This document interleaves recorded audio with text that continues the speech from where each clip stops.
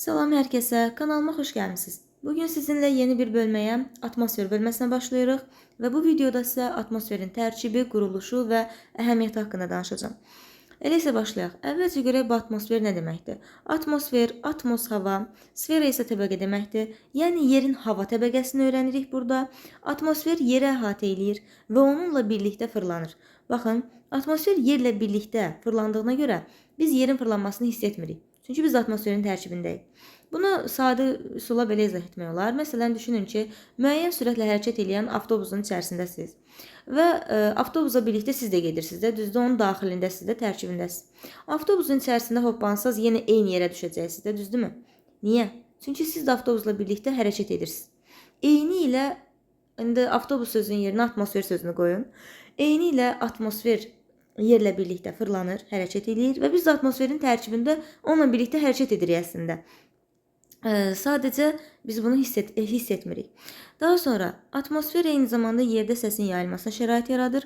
İsti havada səs daha sürətli yayılır, açıq, aydın olduğuna görə. Amma soyuq havada düşünün ki, daha küləkli, yağışlı olduğuna görə səslər daha zəif yayılır. Daha sonra atmosfer yeri gündüz həddindən artıq çox qızmaqdan, gecə isə həddindən artıq çox soyumaqdan qoruyur.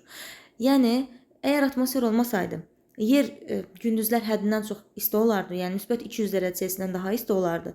Gecə isə mənfi 160 dərəcə Selsidən daha soyuq olardı. Bu da atmosferin üçün çox böyük bir mühüm əhəmiyyətidir. Eyni zamanda atmosfer yerin hava təbəqəsidir. Yəni qaz tərkibində indi onu izah edəcəm. Daha sonra atmosfer yeri meteoritlərdən qoruyur. Baxın, kosmosdan yer atmosferinə daxil olan göy cisimləri ki var, meteoritdir, asteroiddir, kometdir. Bunlar yer atmosferinə daxil olanda sürtünmə qüvvəsinin təsiri ilə parçalanır, yanır, dağılır və yanıb kül olur, məhv olur. Yəni əksəriyyəti yerə gəlib çatmır. Çatsa da cüzi bir səs çatır. Bu da yeri nəhəng beləliklə böyük fəlakətlərdən qoruyur.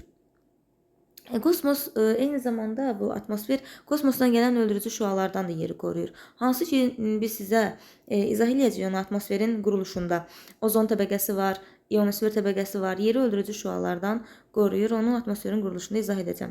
Və atmosfer haqqında onu deyə bilərik ki, yüksəyə doğru qalxdıqca havanın sıxlığı azalır, temperatur azalır. İndi onları izah edəcəyik. İndi isə keçək baxaq atmosferin tərkibi hansı qazlardan ibarətdir. Atmosferin tərkibində 78% azotdur, 21% oksigendir, daha sonra 0,93% arqondur, 0,3% isə karbondur. Yerdə qalan isə digər təsirsiz qazlardır. Baxın, bu atmosferin yerdə əhəmiyyəti çox böyükdür. Belə izah etmək olar ki, insan təsiri olmadan yaranan meşələrdir, yaşıllıq ərazilərdir. Baxın, onların hamısının yaranmasına səbəb, yəni yerdə həyatın yaranmasına, olmasına ən böyük səbəblərdən biri azot qazının olmasıdır. Daha sonra, indi baxaq yerin atmosfer təbəqəsinin quruluşuna. Baxın, atmosfer, yəni yerə əhatə edən hava təbəqəsi bir sıra qatlardan, təbəqələrdən ibarətdir. Bunların xüsusiyyətlərini də bilmək lazımdır. Əvvəlcə başlayaq troposferdən. Baxın, troposfer qalınlığına baxaq. 12-18 km yüksəkliyə qədər davam edir. Ekvator böyükliklərdə daha qalındır. 16-18 km qalınlığı var. Yəni yüksəkliyə qədər davam edir. Orta enliklərdə, yəni mülayim enliklərdə 10-11, qütbə yaxın ərazilərdə isə 8-9 km qalınlığı var. Bu da nə ilə bağlıdır? Yerin cazibə qüvvəsi ilə bağlıdır. Qütblərdə cazibə qüvvəsi daha yüksək olduğuna görə orada troposfer daha nazikdir, yəni daha az qalınlığa malikdir. Amma ekvatorda cazibə qüvvəsi bir qədər az olduğuna görə orada troposfer daha yüksəyə qədər qalxa bilir. Daha sonra troposferdə yüksəyə doğru qalxanda temperatur aşağı düşür. Nəyə görə temperatur aşağı düşür? Çünki hava şəffaf olduğuna görə birbaşa günəşdən qızmır. Əvvəlcə yeri qızdırır, sonra yer səthi troposferi qızdırır. Məsələn, siz testlərdə görəcəksiniz ki, troposfer hardan qızır, yəni necə isti olur? Yer səthindən qızır. Əvvəlcə günəş yeri qızdırır, sonra qızan yerdən ayrılan istiliklə troposferdə temperatur artır. Ona görə yüksəyə doğru qalxanda temperatur aşağı düşür. Bu necə başa düşə bilərsiniz? Məsələn, şüşədən günəş şüası stolun üzərinə deyək vurur. Şüşəyə gedib əlinizi vursaz görəcəksiniz ki, şüşə soyuqdur, amma stolun üstünə gün dəyən yer istidir. Niyə? Çünki şüşə şəffaf olduğuna görə işığı keçirir, amma özü qızmır. Eynilə hava təbəqəsi də budur, yəni. Belə baş verir burada temperatur dəyişməsi. Deməli, troposferdə dedik, yüksəyə doğru qalxanda temperatur aşağı düşdü. Temperatur hər 100 metrdə 0,6 dərəcə Selsi aşağı düşür. Hər 1000 metrdə isə 6 dərəcə Selsi aşağı düşür. Daha sonra troposferdə atmosfer kütləsinin 80% var. Buludlar burada yaranır. Bütün atmosfer hadisələri, bulud, yağış, şimşək hamısı burada baş verir. Təyyarələr, daha sonra hərbi təyyarələrdir. Ümumiyyətlə əsas bu təyyarələrdir, uçan balonlardır.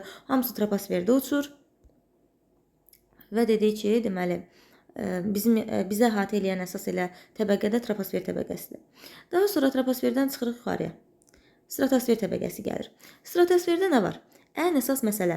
Stratosferdə ozon təbəqəsi var. Baxın, O3 də demək olar buna. 3 oksigen atomundan ibarət bir təbəqədir və ozon təbəqəsi yeri günəşin zərərli ultrabənövşəyi şüalarından qoruyur. Ultrabənövşəyi şüalardan qoruyur və bu şüalar əgər çox gələrsə yer kürəsinə, daha doğrusu yer səthinə çox təsir eləyərsə, bu zaman insanlarda bədxassəli şişlərdir, daha sonra dəri xəstəlikləridir, göz xəstəlikləridir. Bu xəstəliklər daha da arta bilər. Hansı ki, son illərdə görürsünüz, karbon qazı artıb deyə ozon təbəqəsində müəyyən deşiklər əmələ gəlib. Və son illərdə fikir verirsinizsə əgər, dəri xəstəlikləridir, bədxassəli şişlərdir. Bu xəstəliklər sürətlə artır. Bunun səbəblərindən biri də bu ozon təbəqəsində baş verən deşiklərdir. Yəni deşiklərin yaranmasıdır. Daha sonra stratosferdə bu ozon təbəqəsi olduğuna görə, ozon təbəqəsində ultrabənövşəyi şüalar tutulduğuna görə stratosferdə temperatur inversiyası var. Yəni normalda yüksəyə qalxanda temperatur azalmalı idi, amma stratosferdə yüksəyə qalxanda temperatur artır. Nəyə görə? Ozon təbəqəsinə görə. Daha sonra stratosferdə su buxarı yoxdur, bulud da yoxdur, amma damcılar, belə deyək də, kiçik buz kristallarından ibarət gümüşü buludlar var. Bax, bunu mütləq yadda saxlayırsınız ki, stratosferdə gümüşü buludlar var. Daha sonra stratosferdə bəzi hərbi təyyarələr uça bilir. Bir də atmosfer kütləsinin 20% də buradadır.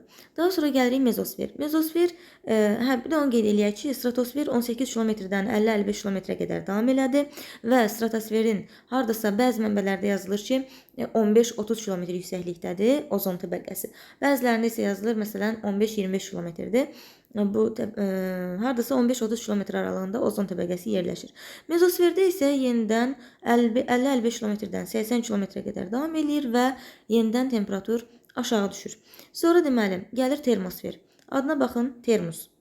Yəni burada temperatur yuxarı getdikcə yenidən artacaq. 80 kilometrdən 800 kilometrə qədər davam eləyir. Termosferin içərisində bir qat da ayrılır ki, 80 kilometrdən 400 kilometr yüksəkliyə qədər deməli yerləşir ionosfer təbəqəsi.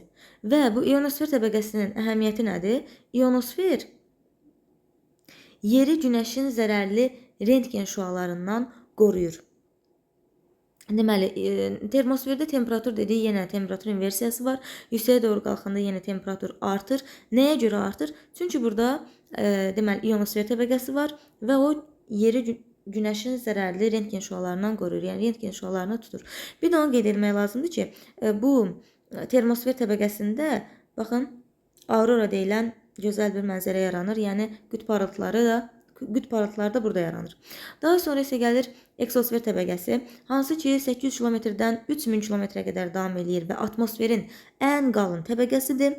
Eksosferdə kosmosa göndərilən kosmik gəmilərdir, daha sonra peyçlərdir. Bunlar hərəkət edir. Hansı ki Azərbaycanın da peyçi var, Azerspace peyçi, o da eksosfer təbəqəsində hərəkət edir. Eksosferdə havanın sıxlığı çox az olur. Günəş şüaları səpələnmir və temperatur arta-arta davam edir, gedir. Yəni artıq bura bir növ belə deyək, kosmik boşluğa çıxan hissədir. Bu qədər. Ümid edirəm ki, bu 9 dəqiqə ərzində bu mövzunu gözəl şəkildə mənimsədiniz. Kanala abunə olmağı və videonu bəyənməyi, şərh yazmağı unutmayın. Sağ olun.